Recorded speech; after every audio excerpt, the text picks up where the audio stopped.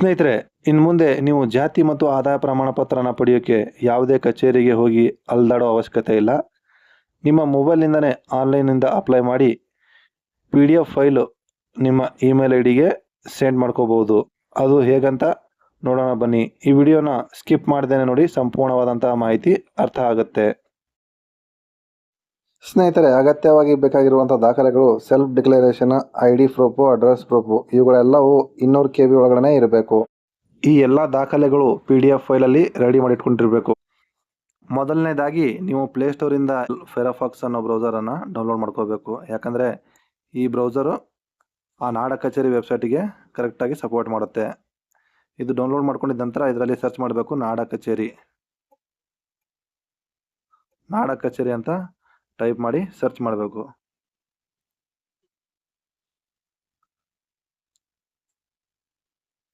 Search ಮಾಡಿದ ನಂತರ ಈ ರೀತಿಯಾದಂಥ ರಿಸಲ್ಟ್ಗಳು ನಿಮ್ಗೆ ಬರ್ತವೆ. ಇಲ್ಲಿ ಸ್ಕ್ರಾಲ್ ಮಾಡಿಕೊಂಡು ಕೆಳಗಡೆ ಬರಬೇಕು. ಬಂದ ನಂತರ ಇಲ್ಲಿ ಪಬ್ಲಿಕ್ ಲಾಗಿನ್ ಅಂತ ನೀವು ನೋಡ್ತಾ ಇದ್ದೀರಾ.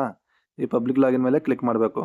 ಕ್ಲಿಕ್ ಮಾಡಿದ ನಂತರ ನಿಮ್ಮ ಮೊಬೈಲ್ ನಂಬರಿಂದ OTP ಲಾಗಿನ್ ಇಲ್ಲಿ ಬರುತ್ತೆ. ಇಲ್ಲಿ ನಿಮ್ಮ ಮೊಬೈಲ್ ನಂಬರನ್ನು ಎಂಟರ್ ಮಾಡಬೇಕು. ಎಂಟರ್ ಮಾಡಿಬಿಟ್ಟು ಈ OTP ಪಡೆಯಿರಿ ಇದ್ರ ಮೇಲೆ ಕ್ಲಿಕ್ ಮಾಡಬೇಕು. ಕ್ಲಿಕ್ ಮಾಡಿದ ನಂತರ ಈ ಬಂದಿರೋ OTPನ ಈ OTP ಬಾಕ್ಸಲ್ಲಿ ಎಂಟರ್ ಮಾಡಿ ಲಾಗಿನ್ ಅಂತ ಇರುತ್ತಲ್ಲ, ಈ ಲಾಗಿನ್ ಮೇಲೆ ಕ್ಲಿಕ್ ಮಾಡಬೇಕು. ಕ್ಲಿಕ್ ಮಾಡಿದ್ರೆ ನಾಡ ಕಚೇರಿ ವೆಬ್ಸೈಟ್ನ ಹೋಮ್ ಪೇಜ್ಗೆ ನೀವು ರೀಡೈರೆಕ್ಟ್ ಆಗ್ತೀರಿ. ಈ ರೀತಿಯಾಗಿ ನಿಮಗೆ ಕಾಣಿಸ್ಕೊಂಡ್ರೆ ನೀವು ಮೊದಲನೇದಾಗಿ ಈ 3 ಡಾಟ್ಸ್ ಏನಿದಾವಲ್ಲ, ಈ 3 ಡಾಟ್ಸ್ ಮೇಲೆ ಕ್ಲಿಕ್ ಮಾಡಬೇಕು. ಕ್ಲಿಕ್ ಮಾಡಿದ ನಂತರ ಇಲ್ಲಿ ಡೆಸ್ಕ್ಟಾಪ್ ಸೈಟ್ ಅಂತಿದೆಯಲ್ಲ, ಇದನ್ನು ಎನೇಬಲ್ ಮಾಡ್ಕೋಬೇಕು. ಒಂದು ವೇಳೆ ನೀವು ಎನೇಬಲ್ ಮಾಡಿದ್ರೂ ಅಲ್ಲಿ ಈ ರೀತಿಯಾದಂಥ ಆಪ್ಷನ್ಗಳು ಕಾಣಲಿಲ್ಲ ಅಂತಂದರೆ ಇಲ್ಲಿ ಸಿಂಪಲ್ಲಾಗಿ 3 ಲೈನ್ಸ್ ಇರುತ್ತೆ. ಈ 3 ಲೈನ್ಸ್ ಮೇಲೆ ಕ್ಲಿಕ್ ಮಾಡಿದ್ರೆ ನಿಮಗೆ ಆಪ್ಷನ್ಗಳು ನೋಡೋಕ್ಕೆ ಸಿಗ್ತವೆ. ಈ ರೀತಿಯಾಗಿ ಓಪನ್ ಆದಾಗ ಇಲ್ಲಿ ಹೊಸ ವಿನಂತಿ ಅಂತ ನೋಡ್ತಿರ್ಬೋದು ನೀವು. ಹೊಸ ವಿನಂತಿ ಅಂತ ಇದೆ ನೋಡಿ, ಈ ಹೊಸ ವಿನಂತಿ ಇದ್ರ ಮೇಲೆ ಕ್ಲಿಕ್ ಮಾಡಬೇಕು. ಕ್ಲಿಕ್ ಮಾಡಿದ ನಂತರ ಈ ರೀತಿಯಾದಂಥ ಆಪ್ಷನ್ಗಳು ಓಪನ್ ಆಗ್ತವೆ. ಆವಾಗ ಜಾತಿ ಪ್ರಮಾಣ ಪತ್ರ ಅಂತಿದೆಯಲ್ಲ, ಈ ಜಾತಿ ಪ್ರಮಾಣ ಪತ್ರ ಪ್ಲಸ್ ಐಕನ್ ಮೇಲೆ ಕ್ಲಿಕ್ ಮಾಡಬೇಕು. ಕ್ಲಿಕ್ ಮಾಡಿದಾಗ ಮತ್ತೆ ಇಲ್ಲಿ 4 ಆಪ್ಷನ್ಗಳು ಓಪನ್ ಆಗ್ತವೆ. ಇಲ್ಲಿ ಜಾತಿ ಪ್ರಮಾಣ ಪತ್ರ ಅಂತ ನೀವು ನೋಡ್ತಿರ್ಬೋದು. ಇದರ ಮೇಲೆ ಕ್ಲಿಕ್ ಮಾಡಿ ಓಪನ್ ಮಾಡಿದ್ರೆ ನಿಮಗೆ ಈ ರೀತಿಯಾದಂಥ ಒಂದು ಪೇಜ್ ಓಪನ್ ಆಗುತ್ತೆ. ಆ ಪೇಜ್ ಓಪನ್ ಆಗಿನ ಮುಂಚೆ ನಿಮಗೆ ಯಾವ್ಯಾವ ಡಾಕ್ಯುಮೆಂಟ್ಸ್ಗಳು ಬೇಕು ಅನ್ನೋದು ಅಲ್ಲಿ ಆ ಪೇಜ್ ಸಹಿತ ನಿಮಗೆ ನೋಡೋಕ್ಕೆ ಸಿಗುತ್ತೆ. ನೋಡಿ, ಪ್ರಮಾಣ ಪತ್ರ ಮಾಡಿಸೋಕ್ಕೆ ಎಷ್ಟು ದಿನ ಬೇಕು, ಎಷ್ಟು ಸೇವಾ ಶುಲ್ಕ ಇದೆ. ಪ್ರಮಾಣ ಪತ್ರ ಮಾಡಿಸೋಕ್ಕೆ 21 ದಿನ ಬೇಕು, ಸೇವಾ ಶುಲ್ಕ 40 ರೂಪಾಯಿ. ಬೇಕಾಗುವ ಅಗತ್ಯ ದಾಖಲೆಗಳು ಯಾವುದ್ಯಾವುದಂದರೆ ಇಲ್ಲಿ ನೋಡ್ತಾ ಇದ್ದೀರಾ, ಈ 3 ದಾಖಲೆಗಳೇನಿದ್ದಾವಲ್ಲ, ಸೆಲ್ಫ್ ಡಿಕ್ಲರೇಷನ್, ID ಪ್ರೂಫಿಗೆ ಪ್ಯಾನ್ ಕಾರ್ಡು ಮತ್ತು ಅಡ್ರೆಸ್ ಪ್ರೂಫಿಗೆ ಆಧಾರ್ ಕಾರ್ಡು. ಈ ಸೆಲ್ಫ್ ಡಿಕ್ಲರೇಷನ್ ಫಾರ್ಮ್ ನಿಮಗೆ ಬೇಕಂದರೆ ಅದರ ಒಂದು ಲಿಂಕು ಡಿಸ್ಕ್ರಿಪ್ಷನಲ್ಲಿ ಇರುತ್ತೆ, ಅಲ್ಲಿಂದ ನೀವು ಡೌನ್ಲೋಡ್ ಮಾಡ್ಕೋಬೋದು. ಅದನ್ನು ಫಿಲ್ ಮಾಡೋದು ಹೇಗಂತ ನೋಡೋಣ ಬನ್ನಿ. ಸೆಲ್ಫ್ ಡಿಕ್ಲರೇಷನ್ ಫಾರಮ್ ಈ ಥರ ಇರುತ್ತೆ. ನಿಮಗೆ ಇದರ ಲಿಂಕು ಡಿಸ್ಕ್ರಿಪ್ಷನಲ್ಲಿ ಸಿಗುತ್ತೆ, PDF ಫೈಲು, ನೀವು ಅಲ್ಲಿಂದ ಡೌನ್ಲೋಡ್ ಮಾಡ್ಕೋಬೋದು. ಇಲ್ಲಿ ಮೊದಲನೇದಾಗಿ ನಾನು ಅಂದರೆ ನಿಮ್ಮ ಹೆಸರನ್ನು ಇಲ್ಲಿ ಎಂಟರ್ ಮಾಡಬೇಕು. ನಿಮ್ಮ ಹೆಸರು, ನೀವು ಏನು ದಾಖಲೆಗಳು ಅಪ್ಲೋಡ್ ಮಾಡ್ತಿರಲ್ಲ ಅಲ್ಲಿರುವಂಗೆ ನೀವು ಇಲ್ಲಿ ಹೆಸರನ್ನು ಅಪ್ಲೋಡ್ ಬರಿಬೇಕು. ಅದಾದ ನಂತರ ಅಂದರೆ ನೀವು ಇರುವಂಥ ಊರಿನ ಹೆಸರು ಇಲ್ಲಿ ಬರಿಬೇಕು. ತಾಲೂಕು, ಜಿಲ್ಲೆ, ಇಲ್ಲಿ ಜಿಲ್ಲೆಗಳು ನೋಡ್ತಾ ಇದೆಯಾ, ಇಲ್ಲಿ ನಿಮ್ಮ ಜಿಲ್ಲೆನ ಎಂಟರ್ ಮಾಡಬೇಕು. ಅದಾದ ನಂತರ ನೀವು ಯಾವ ಜಾತಿಗೆ ಮತ್ತು ಯಾವ ಕಾಸ್ಟ್ಗೆ ಸೇರಿದ್ರಿ ಇಲ್ಲಿ ಮೆನ್ಷನ್ ಮಾಡಬೇಕು. ಮೆನ್ಷನ್ ಮಾಡಿದ ನಂತರ 2ನೇ ಪಾಯಿಂಟ್ ಏನಿದೆ, ನನ್ನ ಕುಟುಂಬದ ವಾರ್ಷಿಕ ಆದಾಯ ಎಲ್ಲ ಮೂಲಗಳಿಂದ ಅಂದರೆ ಎಷ್ಟಿದೆ ನಿಮ್ಮ ಆದಾಯ ಮೂಲ ಇಲ್ಲಿ ಎಂಟರ್ ಬರೀಬೇಕು. ಅದಾದ ನಂತರ ನನಗೆ ಸರ್ಕಾರಿ ಸೌಲಭ್ಯಗಳು ಅಥವಾ ಸಬ್ಸಿಡಿಯೋ ಇನ್ನಿತರ ಯಾವ ಉದ್ದೇಶಕ್ಕಾಗಿ ನೀವು ಇದನ್ನು ಪಡಿಬೇಕಂತಿದ್ರೋ ಆ ಉದ್ದೇಶನ ಇಲ್ಲಿ ಬರೀಬೇಕಾಗುತ್ತೆ. ಬರೆದ ನಂತರ ಇಲ್ಲಿ ಕೆಳಗಡೆ ನಿಮ್ಮ ದಿನಾಂಕ, ಸ್ಥಳ ಮತ್ತು ನಿಮ್ಮ ಸೈನು ಇಷ್ಟು ಮಾಡಬೇಕಾಗುತ್ತೆ. ಮಾಡಿಬಿಟ್ಟು ಇದನ್ನು PDF ಅಲ್ಲಿ ಕನ್ವರ್ಟ್ ಮಾಡೋದು ಹೇಗಂತ, ಮತ್ತು ಅದೇ 200 KB ಒಳಗಡೆ ಇರಬೇಕು ನಿಮ್ಮ ದಾಖಲೆಗಳೆಲ್ಲ. ಇಲ್ಲಿ ನೀವು ನೋಡ್ತಿರ್ಬೋದು ನೋಡಿ, ನಿಮ್ಮ ದಾಖಲೆಗಳು ಎಲ್ಲನೂ 200 KB ಒಳಗಡೆ ಇರಬೇಕು. Self ಡಿಕ್ಲರೇಷನು, salary certificate, ID proof, address proof ಎಲ್ಲನೂ ನೀವು ಏನು ಡಾಕ್ಯುಮೆಂಟ್ ರೆಡಿ ಮಾಡ್ತೀರೋ ಅದೆಲ್ಲವೂ ಕೂಡ 200 KB ಒಳಗಡೆ ಆ ಡಾಕ್ಯುಮೆಂಟ್ಗಳು ಇರಬೇಕು. ಇದಾದ ನಂತರ ಡಾಕ್ ಸ್ಕ್ಯಾನ್ ಅನ್ನೋ ಒಂದು ಆ್ಯಪನ್ನು ಇನ್ಸ್ಟಾಲ್ ಮಾಡ್ಕೋಬೇಕು. ಇನ್ಸ್ಟಾಲ್ ಮಾಡ್ಕೊಂಡಿದ್ದ ನಂತರ ನೀವು ಇಲ್ಲಿ ನೋಡ್ತಿರ್ಬೋದು, ಇಲ್ಲಿ ಏನು ಗ್ಯಾಲರಿ ಐಕನ್ ಇದೆ ಇದರ ಮೇಲೆ ನೀವು ಕ್ಲಿಕ್ ಮಾಡಬೇಕು. ಕ್ಲಿಕ್ ಮಾಡಿದ ನಂತರ ಇಲ್ಲಿ ನೀವೇನು ಆ ಸೆಲ್ಫ್ ಡಿಕ್ಲರೇಷನ್ ಫಾರ್ಮ್ ಫೋಟೋ ತೆಗೆದಿದ್ರು ಫಿಲ್ ಮಾಡಿ ಅದನ್ನು ಇಲ್ಲಿ ಸೆಲೆಕ್ಟ್ ಮಾಡ್ಕೋಬೇಕು. ಸೆಲೆಕ್ಟ್ ಮಾಡ್ಕೊಂಡಿದ್ದ ನಂತರ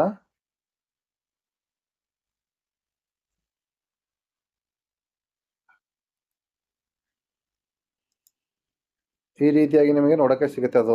ಅದು ಕ್ರಿಯೇಟ್ ಆಗಿ ಫಾರಮ್ ಈ ರೀತಿ ಆಗುತ್ತೆ. ಇದಾದ ನಂತರ ನೀವು ಇಲ್ಲಿ ಸೇವ್ ಅಂತ ಇರುತ್ತಲ್ಲ, ಈ ಸೇವ್ ಮೇಲೆ ಕ್ಲಿಕ್ ಮಾಡಬೇಕು. ಕ್ಲಿಕ್ ಮಾಡಿದ ನಂತರ ಇವಾಗ ಇದರ ಸೈಜ್ ಎಷ್ಟಿದೆ, 458 KB ಇದೆ. ನೀವು ಇಲ್ಲಿಂದ ಇದರ ಹೆಸರು ಬೇಕಾದರೂ ಚೇಂಜ್ ಮಾಡ್ಕೋಬೋದು. ಇಲ್ಲಿ ಈ ಪೆನ್ಸಿಲ್ ಐಕನ್ ಮೇಲೆ ಕ್ಲಿಕ್ ಮಾಡಿ. ಇದಾದ ನಂತರ ನಮ್ಗೆ ಎಷ್ಟು KB ಬೇಕು ಅಂತಂದರೆ 200 KB ಬೇಕಾಗಿರೋದು. ಹಾಗಾಗಿ ಇಲ್ಲಿ ಕಂಪ್ರೆಸ್ ನೌ ಅಂತಿದೆಯಲ್ಲ, ಈ ಕಂಪ್ರೆಸ್ ನೌ ಮೇಲೆ ಕ್ಲಿಕ್ ಮಾಡಬೇಕು. ಕ್ಲಿಕ್ ಮಾಡಿದ ನಂತರ ಇಲ್ಲಿ ನಮ್ಮ ಅಡ್ಜಸ್ಟ್ ನಿಮ್ಗೆ ಎಷ್ಟು ಬೇಕೋ ಅಷ್ಟನ್ನು ಇಲ್ಲಿ ನಾವಿಂದ ಜಾಸ್ತಿ ಕಡಿಮೆ ಮಾಡ್ಕೋಬಹುದು.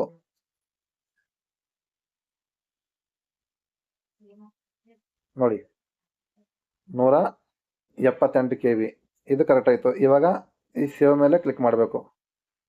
ಸೇವ್ ಅಂತಿದೆಯಲ್ಲ, ಈ ಸೇವ್ ಮೇಲೆ ಕ್ಲಿಕ್ ಮಾಡಿದ್ರೆ ಕೆಳಗಡೆ ಸ್ಕ್ರೋಲ್ ಮಾಡ್ಕೊಂಡು ಬರಬೇಕು. ಇಂಟರ್ನಲ್ ಸ್ಟೋರ್ ಅಂತ ಇರುತ್ತೆ ನೋಡಿ, ಇಂಟರ್ನಲ್ ಸ್ಟೋರ್ ಮೇಲೆ ಕ್ಲಿಕ್ ಮಾಡಿ ನೀವು ಒಂದು ಫೋಲ್ಡರನ್ನು ಕ್ರಿಯೇಟ್ ಮಾಡ್ಕೋಬೇಕು. ಇಲ್ಲಾಂದರೆ ನೀವು ಯಾವುದಾದ್ರು ಫೋಲ್ಡರನ್ನ ಸೆಲೆಕ್ಟ್ ಮಾಡಿಕೊಂಡು ಅದರಲ್ಲಿ ಇದನ್ನು ಸೇವ್ ಮಾಡಬೇಕು. ನಾನು ಆಲ್ರೆಡಿ ನಾಡಕ ಕಚೇರಿ ಅನ್ನೋ ಒಂದು ಫೋಲ್ಡರ್ನ ಸೇವ್ ಮಾಡ್ಕೊಂಡಿದ್ದೀನಿ. ಅಲ್ಲಿ ಇದನ್ನು ಯೂಸ್ ದಿಸ್ ಫೋಲ್ಡರ್ ಮೇಲೆ ಕ್ಲಿಕ್ ಮಾಡಿ ಸೇವ್ ಮಾಡ್ತೀನಿ ನೋಡಿ. ಅಲೋ ಕೊಡಬೇಕು.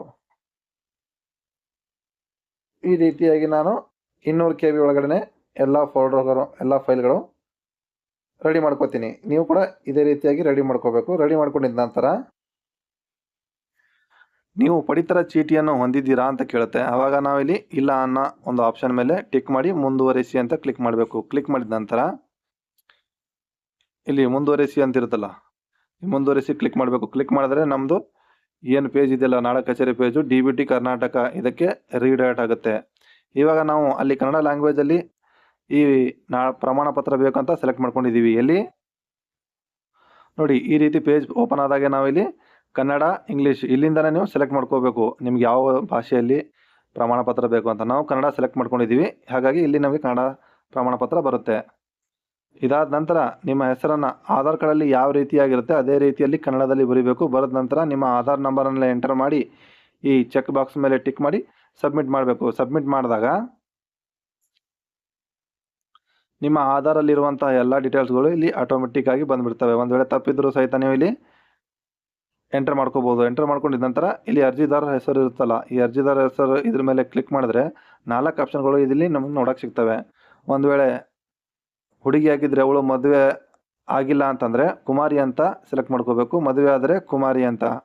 ಒಂದು ವೇಳೆ ಹುಡುಗ ಇದ್ದರೆ ಮದುವೆ ಆಗಿದ್ದರೆ ಅವನು ಶ್ರೀ ಅಂತ ಬರೀಬೇಕು, ಮದುವೆ ಆಗಿಲ್ಲ ಅಂದರೆ ಕುಮಾರ ಅಂತ ಬರೀಬೇಕು. ಹುಡುಗಿಗೆ ಕುಮಾರಿ, ಹುಡುಗನಿಗೆ ಕುಮಾರ.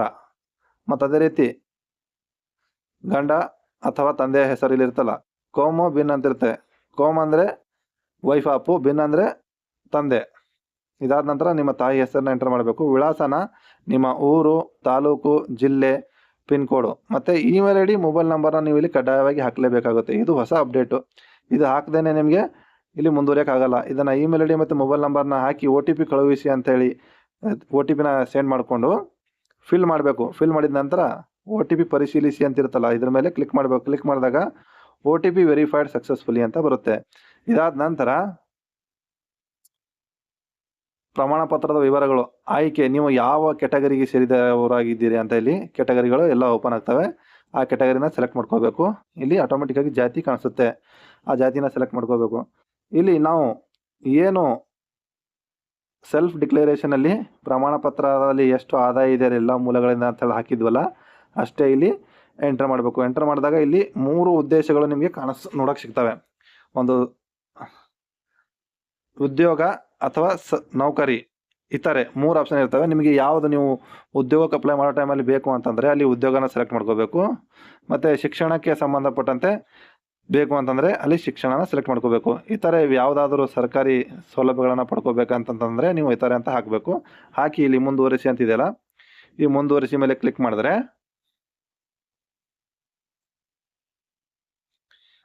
ಈಗ ಡಾಕ್ಯುಮೆಂಟ್ ಅಪ್ಲೋಡ್ ಮಾಡುವಂಥ ಒಂದು ಪೇಜ್ ಓಪನ್ ಆಗುತ್ತೆ. ಆವಾಗ ಇಲ್ಲಿ ನಿಮ್ಮ ಫೋಟೋನ ಸ್ಕ್ಯಾನ್ ಮಾಡಬೇಕಲ್ಲ, ಇಲ್ಲಿ ಸ್ಕ್ಯಾನ್ ಮಾಡಿದ್ದು ನೀವು ಆಲ್ರೆಡಿ 50 KB ಒಳಗಡೆ ಫೋಟೋನ ರೆಡಿ ಮಾಡ್ಕೊಂಡಿದ್ರೆ ಇಲ್ಲಿ ಬ್ರೌಸ್ ಮಾಡಿ ಸೆಲೆಕ್ಟ್ ಮಾಡ್ಕೋಬೇಕು. ಒಂದು ವೇಳೆ ಮಾಡಿಲ್ಲ ಅಂತಂದರೆ ಇಲ್ಲಿ ವೆಬ್ ಕ್ಯಾಮ್ ಇದೆಯಲ್ಲ, ಇದ್ರ ಮೇಲೆ ಕ್ಲಿಕ್ ಮಾಡಬೇಕು. ನೀವು ಅದಕ್ಕೆ ಗೂಗಲ್ ಕ್ರೋಮಲ್ಲಿ ಪರ್ಮಿಷನನ್ನು ಆಕ್ಸೆಸ್ ಕೊಡಬೇಕು. ಕೊಟ್ಟ ನಂತರ ಅಲ್ಲಿ ವೆಬ್ ಕ್ಯಾಮ್ ಓಪನ್ ಆಗುತ್ತೆ.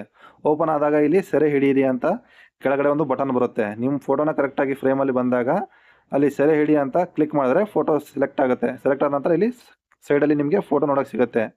ಇದಾದ ನಂತರ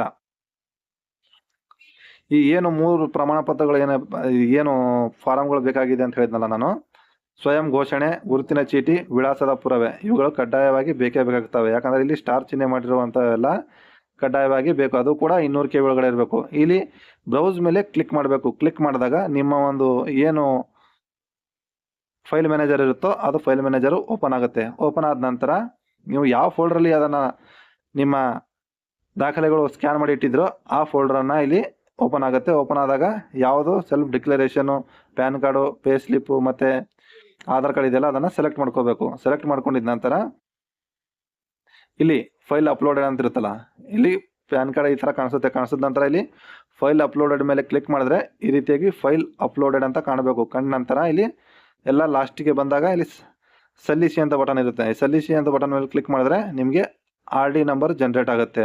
ಜನ್ರೇಟ್ ಆದಾಗ ನೆಕ್ಸ್ಟ್ ಸ್ಟೆಪ್ಪು ಈ ಸೈನು. ನೀವು ಯಾವುದೇ ಕಚೇರಿಗೆ ಹೋಗದಂಗೆ ಪ್ರಮಾಣ ಪತ್ರನ ಪಡಿಬೇಕಾದ್ರೆ ಈ ಒಂದು ಸ್ಟೆಪ್ಪನ್ನು ಕರೆಕ್ಟಾಗಿ ಫಾಲೋ ಮಾಡಿ ನೀವು ಮಾಡಿದ್ರೆ ನಿಮಗೆ ಎಲ್ಲಿಯೂ ಯಾವ ಕಚೇರಿಗೆ ಹೋಗಿ ಅಲ್ಲಾಡುವಂಥ ಅವಶ್ಯಕತೆ ಬರಲ್ಲ. ಇದಾದ ನಂತರ ಈ ರೀತಿ ಈ ಸೈನ್ ಫಾರ್ಮು ಓಪನ್ ಆಗುತ್ತೆ. ಆವಾಗ ಈ ಸೈನ್ಗೆ ಮುಂದುವರಿಸಿ ಅಂತಿದೆಯಲ್ಲ ಇದರ ಮೇಲೆ ಕ್ಲಿಕ್ ಮಾಡಿ ಮುಂದುವರಿಬೇಕು. ಮುಂದುವರೆದ ನಂತರ ನಮ್ಮ ಈ ಸೈನ್ ಪೇಜ್ ಓಪನ್ ಆಗುತ್ತೆ. ಹಸ್ತಾಕ್ಷರ್ CDAC ಅವರ ಹಸ್ತಾಕ್ಷರ್ ಪೇಜ್ ಓಪನ್ ಆಗುತ್ತೆ. ಆವಾಗ ಇಲ್ಲಿ ನಿಮ್ಮ ಆಧಾರ್ ನಂಬರನ್ನು ಎಂಟರ್ ಮಾಡಬೇಕು. ಎಂಟರ್ ಮಾಡಿ ಇಲ್ಲಿ ಆಧಾರ್ OTP. ಇಲ್ಲೊಂದು ಗಮನಿಸಬೇಕಾದ ಅಂಶ ಏನಂದರೆ, ನೀವು ಈ ಆಧಾರ್ ನಂಬರನ್ನ ಎಂಟರ್ ಮಾಡ್ತಿರಲ್ಲ, ನಿಮ್ಮ ಆಧಾರ್ ನಂಬರ್ಗೆ ಲಿಂಕ್ ಆಗಿರುವಂಥ ಮೊಬೈಲ್ ನಂಬರು ಆ್ಯಕ್ಟಿವ್ ಆಗಿರಬೇಕು. ಅದಕ್ಕೆ ಒಂದು OTP ಸೆಂಡ್ ಆಗುತ್ತೆ. ಆ OTPನ ಇಲ್ಲಿ ಬಹಳಷ್ಟು ಮಹತ್ವದ ಪಾತ್ರ ವಹಿಸುತ್ತೆ. ನೀವು ಯಾವುದೇ ಕಚೇರಿಗೆ ಹೋಗದಂಗೆ ನಿಮ್ಮ ಮೊಬೈಲಲ್ಲೇ ಅಪ್ಲೈ ಮಾಡೋಕ್ಕೆ ಆ OTPನಲ್ಲಿ ಎಂಟರ್ ಮಾಡಿ ಎಂಟರ್ ಮಾಡಿದ ನಂತರ ಇಲ್ಲಿ OTP ಇರುತ್ತಲ್ಲ, OTP ಸಬ್ಮಿಟ್ ಮಾಡಬೇಕು. ಈ ಲಾಸ್ಟ್ ಮೊಬೈಲ್ ನಂಬರ್ ತೋರಿಸುತ್ತೆ. ಇಲ್ಲಿ ಬಂದಿರೋ OTPನ ಇಲ್ಲಿ ಎಂಟರ್ ಮಾಡಿ ಇಲ್ಲಿ ಸಬ್ಮಿಟ್ ಅಂತ ಇರುತ್ತೆ ಬಟನ್, ಅದರ ಮೇಲೆ ಕ್ಲಿಕ್ ಮಾಡಬೇಕು. ಕ್ಲಿಕ್ ಮಾಡಿದ್ರೆ ನಿಮ್ಮ OTP ಸಬ್ಮಿಟ್ ಆಗುತ್ತೆ. ನೋಡಿ ಈ ರೀತಿಯಾಗಿರುತ್ತೆ. ಇಲ್ಲಿ ಸಬ್ಮಿಟ್ ಅಂತ ಕ್ಲಿಕ್ ಮಾಡಿದ್ರೆ ಸಾಕು, ಈ ಸೈನ್ ಆಗುತ್ತೆ. ಅಂದರೆ ಈ ಪ್ರಮಾಣ ಪತ್ರಕ್ಕೆ ಅಥವಾ ಸುಳ್ಳಾಗಿದ್ದರೆ ಮಾಹಿತಿಗಳಿಗೆಲ್ಲ ನೀವೇ ಜವಾಬ್ದಾರರಾಗಿರ್ತೀರ ಅಂತ ಹೇಳಿ ಈ ಸೈನ್ ಮಾಡಿರ್ತೀರಿ. ಇದಾದ ನಂತರ ಪೇಮೆಂಟು. ಈಗ 40 ರೂಪಾಯಿ ಪೇ ಮಾಡಬೇಕಲ್ವಾ, ಹಣ ಪಾವತಿಸಲು ಮುಂದುವರಿಸಿ ಅಂತೇಳಿ ನಿಮಗೆ ನೋಡೋಕ್ಕೆ ಸಿಗುತ್ತೆ. ನಿಮ್ಮ RD ನಂಬರ್ ಜನರೇಟ್ ಆಗಿರೋದು ಮತ್ತು ಹಣ ಪಾವತಿಸಿ ಇದರ ಮೇಲೆ ಕ್ಲಿಕ್ ಮಾಡಿ ಮುಂದುವರೆದ್ರೆ ಪೇಮೆಂಟ್ ಪೇಜ್ಗೆ ರೀಡೈರೆಕ್ಟ್ ಆಗೋಕ್ಕಿಂತ ಮುಂಚೆ ಕೆಲವು ಪಾವತಿ ವಿವರಗಳು ಮತ್ತು ಟರ್ಮ್ಸ್ ಆ್ಯಂಡ್ ಕಂಡೀಷನ್ಸ್ ಇರ್ತವೆ. ಇಲ್ಲಿ ಎಲ್ಲ ಕಂಡೀಷನ್ಗಳನ್ನು ನೀವು ಸರಿಯಾಗಿ ಓದ್ಕೋಬೋದು. ಓದ್ಕೊಂಡಿದ್ದ ನಂತರ ಇಲ್ಲಿ ಐ ಅಕ್ಸೆಪ್ಟೆಡ್, ನಾನು ಎಲ್ಲ ನಿಯಮಗಳು ಮತ್ತು ಷರತ್ತುಗಳನ್ನು ಸ್ವೀಕರಿಸುತ್ತೇನೆ ಅಂತ ಇಲ್ಲಿ ಟಿಕ್ ಮಾಡಿ SBI ಇ-ಪೇನ ಓಪನ್ ಮಾಡ್ಕೊಳ್ಳಿ. ನೀವು ಫೋನ್ಪೇ ಮಾಡೋಕ್ಕೆ ಹೋಗಬೇಡಿ. SBI ಇ-ಪೇನ ಓಪನ್ ಮಾಡಿದ್ರೆ ಈ ರೀತಿಯಾದಂಥ ಒಂದು ಪೇಮೆಂಟ್ ಪೇಜು ಓಪನ್ ಆಗುತ್ತೆ. ಆವಾಗ ಇಲ್ಲಿ UPI ಇದೆಯಲ್ಲ, ಈ UPIನ ಇದ್ರ ಮೇಲೆ ಕ್ಲಿಕ್ ಮಾಡಿ ಓಪನ್ ಮಾಡಿದ್ರೆ 2 ಆಪ್ಷನ್ಗಳು ನಮ್ಗೆ ನೋಡೋಕೆ ಸಿಗ್ತವೆ. ಎಂಟರ್ UPI ID ಅಥವಾ UPI QR. ನಿಮ್ಮ ಸ್ನೇಹಿತರು ಅಥವಾ ನಿಮ್ಮ ಬೇರೆಯವರ ಮೊಬೈಲಿಂದನ ಇಲ್ಲಿ UPI ID ಹಾಕಬೇಕು. ಈ ಪೇಜನ್ನು ಯಾವುದೇ ಕಾರಣಕ್ಕೂ ನೋಡಿ, ಇಲ್ಲಿ ಈ ಪೇಜನ್ನು ಯಾವುದೇ ಕಾರಣಕ್ಕೂ ಕ್ಲೋಸ್ ಮಾಡಬಾರ್ದು. ರೀಸೆಂಟ್ ಆ್ಯಪಿಂದನೂ ಕೂಡ ಕ್ಲೋಸ್ ಮಾಡಬಾರ್ದು. ಇದನ್ನು ಇಷ್ಟೇ ಓಪನ್ ಆಗಿಡಬೇಕು. ಇಲ್ಲಿ UPI QR ಮೇಲೆ ಟಿಕ್ ಮಾಡಿ ಪೇ ನೌ ಮೇಲೆ ಕ್ಲಿಕ್ ಮಾಡಬೇಕು. ಕ್ಲಿಕ್ ಮಾಡಿದಾಗ ಒಂದು QR ಕೋಡ್ ಜನರೇಟ್ ಆಗುತ್ತೆ. ಈ QR ಕೋಡನ್ನು ನಿಮ್ಮ ಸ್ನೇಹಿತರು ಅಥವಾ ನಿಮ್ಮ ಮನೆಯಲ್ಲಿರೋ ಯಾರಾದರೂ ಮೊಬೈಲಿಂದ ಇದನ್ನು ಸ್ಕ್ಯಾನ್ ಮಾಡಬೇಕು. ಇದರಿಂದ 40 ರೂಪಾಯಿ ಇಲ್ಲಿ ಸ್ಕ್ಯಾನಿಂಗ್ ಇರುತ್ತೆ. ಇದನ್ನು ಸ್ಕ್ಯಾನ್ ಮಾಡಿ ಪೇ ಮಾಡಿದ್ರೆ ಈ ಪೇಜನ್ನು ಕ್ಲೋಸ್ ಮಾಡಬಾರ್ದು. ಯಾವುದೇ ಕಾರಣಕ್ಕೂ ಕ್ಲೋಸ್ ಮಾಡೋಕ್ಕೆ ಹೋಗಬಾರ್ದು. ಯಾಕಂದರೆ ನಿಮ್ಮದು ಅಪ್ಲಿಕೇಶನ್ ಫಾರ್ಮು ಅರ್ಧದಲ್ಲಿ ನಿಂತೋಗುತ್ತೆ, 40 ರೂಪಾಯಿನೂ ಕಟ್ ಆಗುತ್ತೆ. ಆದರೆ ಅಪ್ಲಿಕೇಶನ್ ಫಾರ್ಮು ಸಬ್ಮಿಟ್ ಆಗಿರಲ್ಲ. ಅಲ್ಲಿ ನಿಮಗೆ ಟರ್ಮ್ಸ್ ಆ್ಯಂಡ್ ಕಂಡೀಷನ್ನಲ್ಲಿ ಅವರು ಕ್ಲಿಯರಾಗಿ ಹೇಳಿದ್ದಾರೆ, ನಿಮ್ಮ ಕಟ್ಟಾಗಿರೋ ದುಡ್ಡು ಯಾವುದೇ ಕಾರಣಕ್ಕೂ ವಾಪಸ್ ಬರಲ್ಲ ಅಂತ.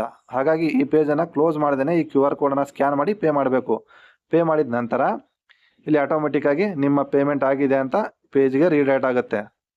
ನೋಡಿ, ಅಮೌಂಟು ಸ್ಥಿತಿ ಸಂದೇಶ ಸಕ್ಸಸ್ಫುಲ್ ಆಗಿದೆ. ಇಲ್ಲಿ ಮುಂದುವರಿಸಿ ಮೇಲೆ ಕ್ಲಿಕ್ ಮಾಡಬೇಕು. ಕ್ಲಿಕ್ ಮಾಡಿದಾಗ ಅಪ್ಲಿಕೇಶನ್ ಯಶಸ್ವಿಯಾಗಿ ಸಹಿ ಮಾಡಲಾಗಿದೆ. ಅದೇ ರೀತಿ ಅಪ್ಲಿಕೇಶನ್ ಡೌನ್ಲೋಡ್ ಮಾಡ್ಕೊಳ್ಳೋಕ್ಕೆ ಇಲ್ಲಿ ಡೌನ್ಲೋಡ್ ಮೇಲೆ ಕ್ಲಿಕ್ ಮಾಡಬೇಕು. ಯಾಕಂದರೆ ನಮ್ಮ ಹತ್ರ ಮುದ್ರಣ ಮಾಡೋಕ್ಕೆ ಯಾವುದೇ ಪ್ರಿಂಟರ್ ಇರಲ್ಲ. ಹಾಗಾಗಿ ಇಲ್ಲಿ ಡೌನ್ಲೋಡ್ ಅಂತಿದಿಲ್ಲ, ಈ ಡೌನ್ಲೋಡ್ ಮೇಲೆ ಕ್ಲಿಕ್ ಮಾಡಿದ್ರೆ ನೀವೇನು ಜಾತಿ ಪ್ರಮಾಣ ಪತ್ರಕ್ಕೆ ಅರ್ಜಿ ಸಲ್ಲಿಸಿದ್ರಲ್ಲ ಆ ಒಂದು ರಸೀದಿ ಸೈನ್ ಮಾಡಿರೋದು ಮತ್ತು ಪೇಮೆಂಟ್ ಮಾಡಿರೋದು, ನಿಮ್ಮ ಏನು ಇಮೇಲ್ ID ಹಾಕಿ ವೆರಿಫೈ ಮಾಡಿದ್ರಲ್ಲ OTP, ಆ ಇಮೇಲ್ ಐ ಡಿಗೆ ನಿಮ್ಮ ರಸೀದಿ 40 ರೂಪಾಯಿ ಪೇಮೆಂಟ್ ಮಾಡಿರುವಂಥ ರಸೀದಿ ಹೋಗುತ್ತೆ. ಇಲ್ಲಿ ಸೈನ್ ಮಾಡಿರುವಂಥ ಒಂದು ಅಪ್ಲಿಕೇಶನ್ ಫಾರ್ಮು ಇರುತ್ತೆ. ಇದರ ಮೇಲೆ ಡೌನ್ಲೋಡ್ ಮೇಲೆ ಕ್ಲಿಕ್ ಮಾಡಿದ್ರೆ PDF ಫೈಲು ಡೌನ್ಲೋಡ್ ಆಗುತ್ತೆ. ನೋಡಿ, ಈ ರೀತಿಯಾದಂಥ PDF ಫೈಲು ಡೌನ್ಲೋಡ್ ಆಗುತ್ತೆ. ಇಲ್ಲಿ ಓಪನ್ ಮೇಲೆ ಕ್ಲಿಕ್ ಮಾಡಿ ನೋಡಿದ್ರೆ ನಿಮಗೆ ನಿಮ್ಮ PDF ಫೈಲು ನೋಡೋಕ್ಕೆ ಸಿಗುತ್ತೆ. 21 ದಿನಗಳ ಒಳಗಾಗಿ ನೀವು ಸಲ್ಲಿಸಿರುವಂಥ ದಾಖಲೆಗಳನ್ನು ಪರಿಶೀಲಿಸಿ ನಿಮ್ಮ ರಿಜಿಸ್ಟರ್ಡ್ ಮೊಬೈಲ್ ನಂಬರು ಮತ್ತು ಇಮೇಲ್ ಐ ಡಿಗೆ ಮೊಬೈಲ್ ನಂಬರಿಗೆ PDF ಫೈಲ್ ಲಿಂಕು ಮತ್ತು ನಿಮ್ಮ ಇಮೇಲ್ ಐ ಡಿಗೆ PDF ಫೈಲು ಸೆಂಡ್ ಮಾಡ್ತಾರೆ. ಅಲ್ಲಿ ನಿಮ್ಮ ಪ್ರಮಾಣ ಪತ್ರ PDF ಫೈಲಲ್ಲಿ ಬರುತ್ತೆ.